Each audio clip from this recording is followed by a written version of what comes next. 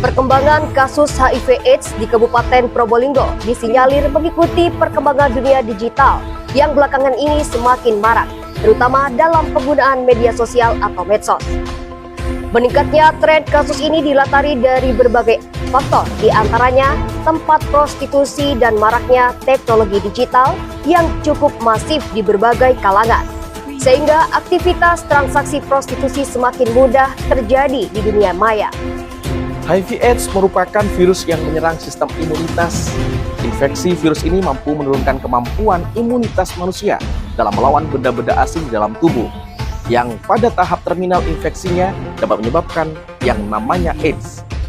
Berdasarkan data dari Badan Pusat Statistik Kabupaten Probolinggo, pada tahun 2022, penyakit mematikan itu mengalami kenaikan drastis dibandingkan tahun sebelumnya. Di tahun 2021, sebanyak 61 kasus, sedangkan di tahun 2022 naik menjadi 263 kasus yang didominasi di Kecamatan Keraksaan. Bersama saya Fandi Maulana Dan saya Rafita Nadia, hanya di podcast Fatwa Siliwangi Official. Fatwa Siliwangi Official, membangun peradaban bangsa.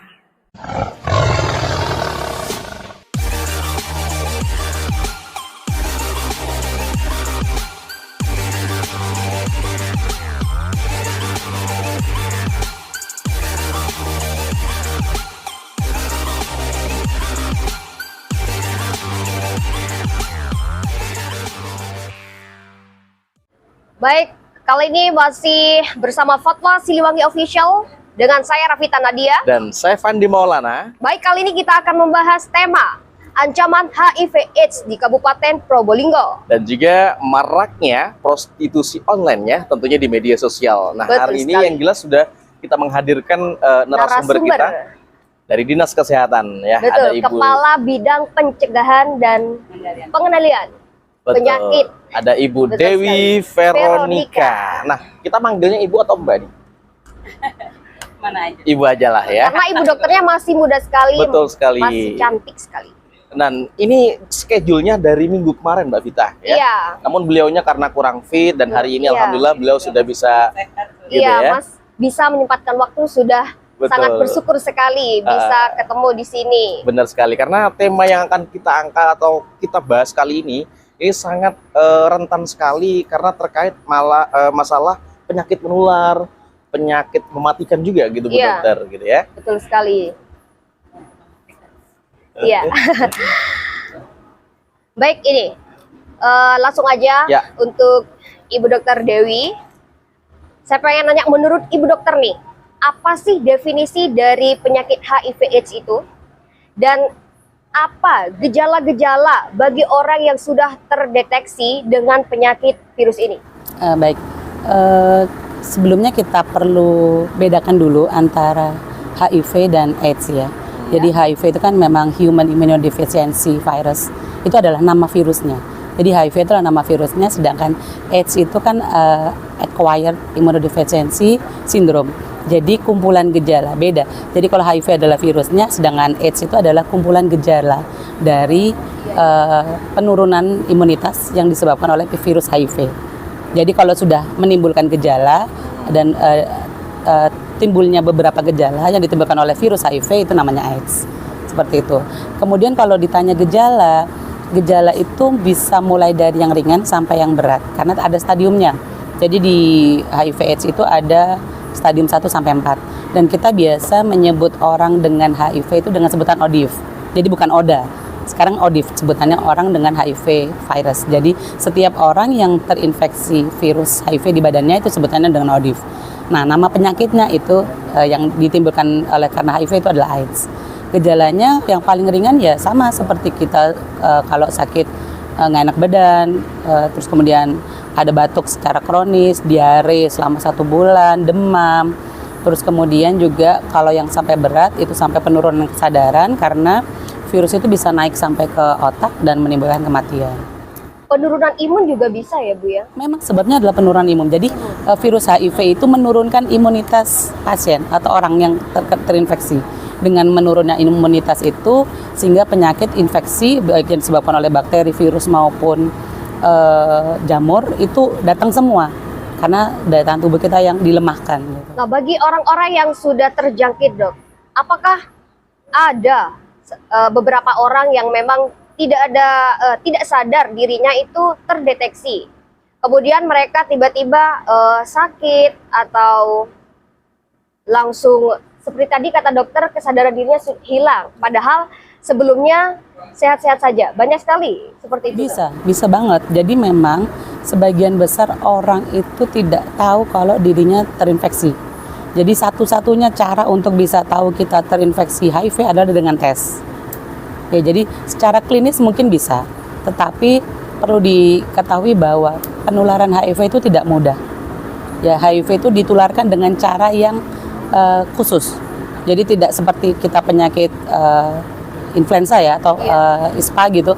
Itu kan dari udara, dari tangan. Nah, kalau HIV kan tidak. Jadi penularan HIV itu yang pasti adalah dengan hubungan seksual, kemudian dari cairan tubuh, darah, penggunaan jarum suntik, narkoba biasanya, terus kemudian penularan dari ibu ke anak.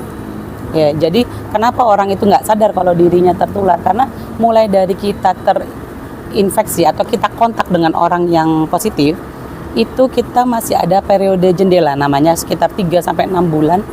Itu pada saat dites pun kita masih bisa negatif. Nah, setelah 6 bulan, periode 3-10 tahun, itu kita sudah terinfeksi. Kalau dites itu positif, tetapi tidak menimbulkan gejala. Setelah 3-10 tahun, tergantung imunitas tubuhnya ya, baru muncul gejala. Jadi misalnya, menurut saya, misalnya kita kontak pengguna jarum suntik narkoba misalnya ya, kemudian kita berganti jarum suntik yang sama, menggunakan jarum suntik yang sama, itu hari ini misalnya Oktober tanggal 2 gitu, kita suntik, itu bisa 3-10 tahun kemudian gejalanya akan timbul. Dan itu juga tidak akan kedeteksi kalau nggak dites. Masih ada jarak. Ada jarak waktu. Tidak selama kita suntik hari itu. Besok dites itu kita hasilnya pasti positif enggak? Oh. Ada beberapa waktu masih ya. Betul, ada periode jendela 3-6 bulan itu kita nggak kedeteksi. Setelah itu baru dites 3-10 tahun itu rentang waktu kita yang bisa terdeteksi positif. Itu pun belum tentu ada gejala setelah meskipun kita dites positif. Jadi kadang-kadang orang kan denial ya. Iya. Misalnya nih ada pemeriksaan, misalkan kita ada deteksi dini di masyarakat atau misalnya suami atau istri yang terdeteksi duluan. Begitu kita dites pasangannya, kadang-kadang kan kita suka denial. Saya loh sehat-sehat saja. Sehat saja ya. Saya tidak pernah merasa melakukan hubungan yang atau kegiatan yang sekiranya resiko HIV ya. Tapi karena mungkin suaminya yang tertular sedangkan dia adalah kontak serumah, kemudian ada hubungan seksual ya, pasti tertular. Untuk berbicara tentang pencegahan nih Dok, bagi orang yang sudah terjangkit Dok, apa yang harus dilakukan agar tidak menularkan untuk masyarakat-masyarakat yang lain nih? Ya. Jadi gini, kalau di pencegahan ya, pencegahan ini bisa pencegahan sebelum tertular atau pencegahan yang dia sudah positif kemudian supaya tidak menularkan ke orang lain. Jadi kita punya singkatan ABCD. Iya. Yang A itu adalah abstinensi. Jadi abstinensi itu tidak melakukan hubungan seks sebelum nikah. Iya. Kemudian yang itu kalau supaya tidak tertular sama sekali ya. Terus kemudian B itu be faithful. Jadi harus setia. Harus setia kalau misalnya sudah menikah ya dengan pasangan yang itu saja, tidak bergonta-ganti pasangan. Baik itu, maksudnya gini, penularannya itu kan bisa pasangan sejenis maupun pasangan yang heteroseksual. Maksudnya kalau heteroseksual kan berarti kita harus berganti-ganti pasangan. Atau faktor resiko yang sama juga bisa dilakukan pada saat kita mempunyai pasangan yang sejenis. Ya. Homo ya? Ya, homo atau biseks. Ya, jadi seperti itu. Kemudian yang C adalah kondom. Ya, nah ini kenapa saya bilang ini adalah pencegahan bila seseorang itu memang sudah terdeteksi HIV positif, maka salah satu cara pencegahannya yaitu menggunakan kondom pada saat berhubungan. Misalnya, misalnya salah satu pasangan kita ada yang positif, maka supaya tidak tertular, tidak menularkan, maka kita harus menggunakan kondom. Terus yang betul. Kemudian yang D adalah drug no, jadi tidak menggunakan narkoba suntik. Ya. Jadi hanya khusus suntik yang dia beresiko HIV karena darah, cairan darah. Ini nggak Dok, perlu nggak sih untuk penderita HIV/AIDS ini misal nih ada prosedur dari dinas kesehatan untuk penderita AIDS itu harus mengasingkan diri. Apakah boleh berbaur dengan masyarakat luar dengan tanda kutip sesuai tata tertib yang sudah diberikan oleh dinas? Oh, tata tertib. Boleh. Jadi gini, itu mungkin yang memang masih di masyarakat kita ya Indonesia, apalagi kota kecil seperti Kabupaten Probolinggo, harusnya memang tidak ada diskriminasi. Harusnya HIV itu bukan merupakan suatu penyakit khusus, ya. Jadi karena dia seperti orang hipertensi dan diabetes yang minum obat seumur hidup. Tapi ya dengan minum obat dia mempunyai kualitas hidup yang sama dengan orang-orang seperti biasa. Makanya kenapa saya bilang orang dengan HIV itu nggak bisa kedeteksi dari apa. Kalau dia positif HIV terus kemudian dia maintenance minum obatnya bagus, dia hidup seperti kita biasa. Dan nggak ada yang tahu dia itu bahwa di dalam tubuhnya ada virus HIV. Makanya saya bilang tadi untuk bisa tahu seseorang itu HIV apa tidak itu hanya dengan tes. Dan tesnya itu seharusnya tidak menjadi kekhususan. Kalau dulu kita punya tema Hari AIDS sedunia itu saya berani saya bisa. Berarti itu maksudnya kalau mau tes HIV itu ya udah seperti tes biasa. Nggak perlu takut, nggak perlu ragu. Apalagi kalau kita melakukan aktivitas yang beresiko. Ya, jadi kayak misalnya penggunaan jarum suntik, terus kemudian kita berganti-ganti pasangan, itu ya wajib tes. Melihat sekarang nih dok, zaman sekarang yang jelas sudah perubahan zaman, sudah lebih modern lagi. Benar nggak sih salah satu maraknya tertularnya HIV itu dari media sosial atau mungkin dari satu buah aplikasi online yang mungkin itu ada transaksi bisa dikatakan adalah prostitusi online di sini? Kalau untuk menjadi sebab penularan mungkin tidak ya, tetapi menjadi media. Menjadi media maraknya tingginya orang-orang yang berperilaku resiko HIV. Ya, karena memang sekarang ini kan sudah banyak aplikasi khusus ya. Jadi dan juga dengan adanya gadget ataupun media sosial itu menjadi mudah untuk akses baik itu situs porno maupun aplikasi untuk kencan secara online. Nah, mungkin seperti itu. Dan juga perlu saya informasikan bahwa kami pernah melakukan tahun 2022 akhir, itu kita pernah melakukan survei hotspot. Jadi kita menyebut lokalisasi itu sebagai hotspot. Jadi lokalisasi itu which is bukan yang berarti harus ada transaksi nyata di situ, tetapi termasuk transaksi online. Untuk di wilayah Kabupaten Probolinggo itu ada 71 hotspot. Itu pun yang kita datangi. Padahal di tempat-tempat lain itu masih banyak sebetulnya. Dan salah satunya salah dua. Ada dua tempat yang kita menghidupkan aplikasi. Jadi kita juga buka gitu ya. 3 sih sebenarnya, sama satu di wilayah Karaksan, salah satu pusat kebugaran itu pada saat kita menghidupkan aplikasi itu kita udah langsung dapat notifikasi. Iya. Bahwa di sekeliling kita itu ada Tertibkan sebagainya. betul kan mereka meng-on-kan kan ya. Nah, seperti itu.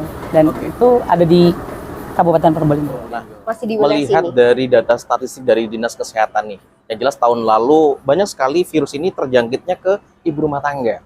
Nah, mungkinkah di 2003 masih ke ibu rumah tangga? Sampai data terakhir bulan September tanggal 9 kalau nggak salah, itu yang paling banyak adalah wira swasta, yang kedua adalah ibu rumah tangga, tetap. Ke ibu hamil juga ya? Iya, maksudnya dari data jumlah pasien kita yang sampai saat ini masih hidup ya, itu yang pertama, urutan pertama adalah wira swasta, yang kedua adalah ibu rumah tangga, profesinya. Kalau ibu hamil kan ada yang bekerja juga kan. Iya. Nah itu dia, mudah-mudahan lah kita semua dijauhkan dari semua itu ya dok. Iya. Karena kondisi dari zaman sekarang ini apa-apa sudah semua dari gadget semua gitu Kak kita. Betul sekali. Jadi lebih mudah, Bener. jangkauannya lebih mudah. Jangkauannya lebih mudah dan terselubung. Terjangkitnya pun juga lebih mudah sepertinya Iya, ya. seperti itu. Semakin tahun jumlah usia produktif yang terdeteksi HIV itu semakin banyak. Jadi kalau dulu kan masih usia-usia 40, 50 gitu ya. Sekarang udah usia produktif, bahkan yang di Kabupaten ini ya, Dok? betul, yang di Kabupaten Probolinggo itu yang penularan dari ibu ke anak, bayi, balita baru lahir langsung tertular ya, ada.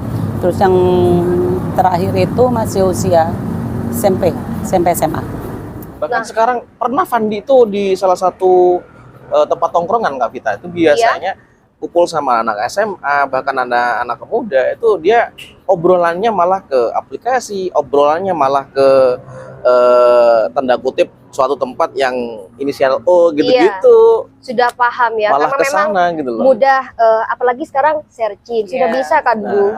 Apa sih yang nggak bisa kita cari sekarang, ya kan? Dengan genggaman. Googling saja, ya kan, udah keluar semua, ya kan? Ya. Betul. Nih Dok, saya pengen nanya Dok, untuk bagaimana sih dengan orang yang berada satu ruangan dengan pasien terjangkit virus HIV, apakah itu bisa menularkan?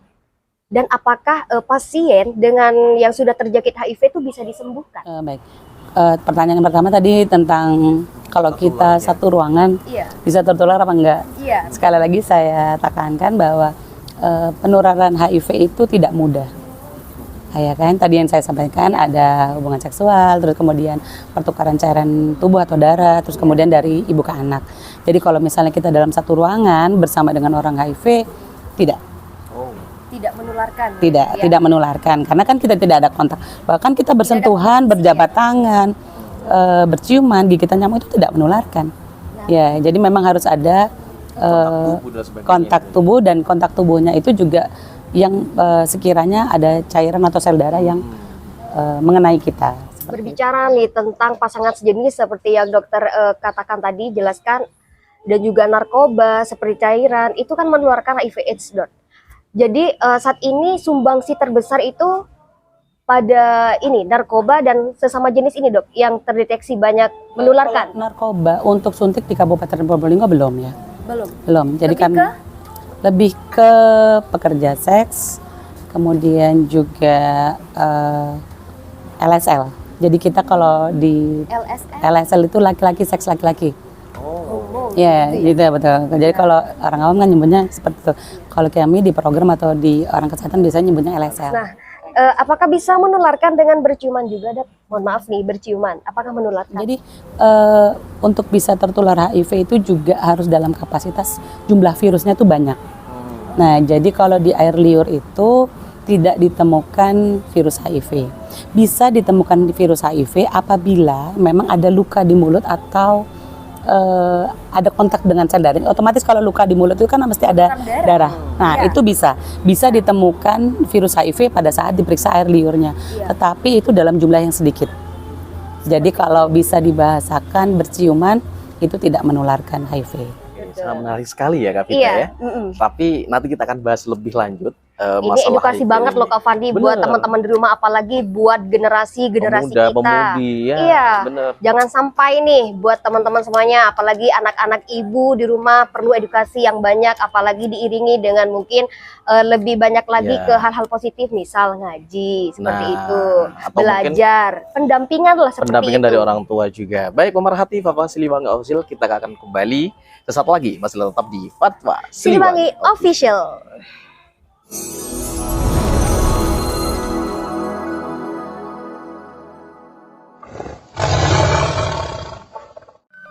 Fatwa Siliwangi Official, membangun peradaban bangsa. Baik, pemerhati Fatwa Siliwangi Official. Nah, kita akan melanjutkan bincang-bincang santai kita pada Dokter Veronica ya, Bu Dokter. Yang jelas di sore hari ini buat pemerhati di rumah jangan lupa untuk share dan subscribe channel ini, dan jangan lupa untuk mengaktifkan loncengnya. Betul, biar gak ketinggalan aktivitas-aktivitas dari Fatwa Siliwangi. Betul, kita melanjutkan ke Bu Dokter nih. Bu Dokter, nah membahas masalah penularan HIV tersendiri. Mungkin nggak sih penularan itu terjadi dari ibu ke anak, mungkin yang lagi ibu hamil dan sebagainya, atau mungkin dari nyamuk dari gigitan yang satu ke orang lain, bisa menular nggak kira-kira? Kalau untuk penularan tadi sudah saya sampaikan, untuk penularan dari ibu ke anak itu sangat mungkin sekali. Jadi mulai dari hamil, kemudian proses melahirkan sampai ke menyusui itu virus HIV-nya ikut. Jadi dia bisa melalui transplasenta maupun dari air susu ibu. Kemudian untuk yang nyamuk, jadi virus HIV itu memang inangnya dia hanya butuh darah dan tubuh manusia. Jadi dia tidak bisa ditularkan melalui gigitan nyamuk karena dia tidak bisa hidup di dalam tubuh nyamuk. Bahas masalah darah gitu loh Kak Vita. Iya. Kalau nanti darahnya mungkin ya si A nih terjangkit ya kan, disedot sama si nyamuk si A. Bisa-bisa kalau terdeteksi. Khawatirnya juga mindah nanti gitu kan HIV-nya. Padahal kita nggak ngapa-ngapain ya Kak Fandi ya. Berarti tidak ya Bu ya? Tidak ya, aman Kak Fandi. Oke. Ibu dokter, kira-kira nih orang yang sudah terjangkit virus HIV/AIDS ini, apakah ada harapan untuk sembuh dan apakah harapan hidupnya minim sekali? Kita lihat definisi sembuh dulu ya. Jadi sembuh ini kalau di dalam diartikan sebagai penyakitnya ini berhenti, itu memang tidak. Ya, tetapi kalau dia sembuh dari gejalanya, kemudian peningkatan kualitas hidupnya bisa. Jadi yang tadi saya sampaikan, kalau dia orang HIV, kemudian maintenance minum obatnya secara rutin teratur, dia bisa hidup seperti orang normal biasa. Dan harapan hidupnya sama seperti kita. Maksudnya imun ya. Tergantung imunitasnya. Makanya kalau dia obat, jadi kalau di penderita HIV itu ada namanya pemeriksaan viral load. Jadi setiap satu orang penderita HIV yang 1 tahun sudah minum obat, dia diukur lagi, nanti diambil darahnya, dilihat titernya di dalam darahnya itu, jumlah virusnya itu sudah menurun apa tidak. Nah, kalau dia 1 tahun berturut-turut dia rutin, harusnya jumlah viral loadnya atau jumlah virus di dalam tubuhnya itu menurun. Dan dia kualitas hidupnya sama seperti kita orang biasa. Jadi kalau kualitas hidup kita itu baik, harapan hidupnya untuk sembuh juga banyak kemungkinan. Banyak kemungkinan. Seperti itu ya dok ya. Tapi dia tetap harus menghindarkan segala aktivitas yang berisiko menularkan. Karena dengan titer tertentu, jadi pada saat dia terjadi penurunan jumlah virus, itu dimungkinkan untuk dia tidak menularkan ke orang lain. Mungkin ini dokter juga buat teman-teman di rumah kan biar tahu. Makanan-makanan apa sih untuk menambah imun kita nih? Ya. Apalagi sekarang Boleh ya. lah kasih tip gitu Banyak ya. sekali batuk, pilek kayak Kak Fandi ya. Iya. Boleh, monggo. Gimana nih? Kalau Dok? untuk makanan sama seperti penilaian gizi yang lain ya. Yang penting makanan itu kalau dulu kan masih 4 sehat 5 sempurna. Kalau sekarang kan tidak, tetapi cukup. Jadi kalau dulu ada karbohidrat lebih banyak. Tapi kalau sekarang yang tinggi itu harus adalah protein, sayur, dan lemak itu harus seimbang. Hanya itu saja. Kalau untuk makanan khusus saya rasa sama ya. Yang penting tidak hanya dan juga tidak hanya dari makanan mungkin ya, tetapi psikis itu yang paling utama. Karena seenak apapun makanan yang kita makan, pada saat kita tidak ada exercise, terus kemudian juga pengelolaan emosi dan hati itu sangat mempengaruhi. Sangat mempengaruhi ya dok Closing ya. statement deh dari dokter mungkin buat pemerhati di rumah, dari pemerhati dari Fatwa Siliwangi Official terkait HIV atau mungkin terkait prostitusi online yang ada dengan aplikasi yang ada, monggo dipersilakan. Jadi pesan saya untuk seluruh masyarakat Kabupaten Probolinggo, terutama yang usia muda dan usia produktif, ayo mari kita sibukkan diri dengan hal-hal yang positif. Dan tadi tetap tindakan pencegahan adalah ABCD, abstinence, be faithful, kondom, dan no drugs, itu yang utama. Jadi mau sepintar apapun kita, tetapi akhlak, attitude, dan juga keimanan itu tetap nomor 1 yang akan menjaga diri kita dari Luar biasa Kak Vita. Luar biasa. Oke. Makasih banyak Bu Dokter waktunya hari ini. Ya. Sampai ketemu lagi di lain waktu. Mungkin ya kan, siapa bisa tahu nanti kita akan Ibu, bahas dengan tema yang lain begitu ya. Semoga Kita gak undang sibuk lagi. juga. Betul. Baik pemerhati Fatwa Siliwangi Official, itulah tadi bincang-bincang kita terkait masalah virus atau ancaman HIV/AIDS yang ada di Kabupaten Probolinggo bersama Ibu Dewi Veronica. Ya. Kepala Bidang Pencegahan dan Pengendalian Penyakit dari Dinas Kabupaten Probolinggo. Oke. Tadi sudah dijelaskan pula Kak Fandi tadi bagaimana cara melakukan pencegahan dan apa yang harus dilakukan bagi orang-orang yang sudah terjangkit dengan virus ini. Betul sekali ya. Kita akan kembali di podcast selanjutnya. Sampai jumpa. Wassalamualaikum warahmatullahi Warahmatullahi wabarakatuh.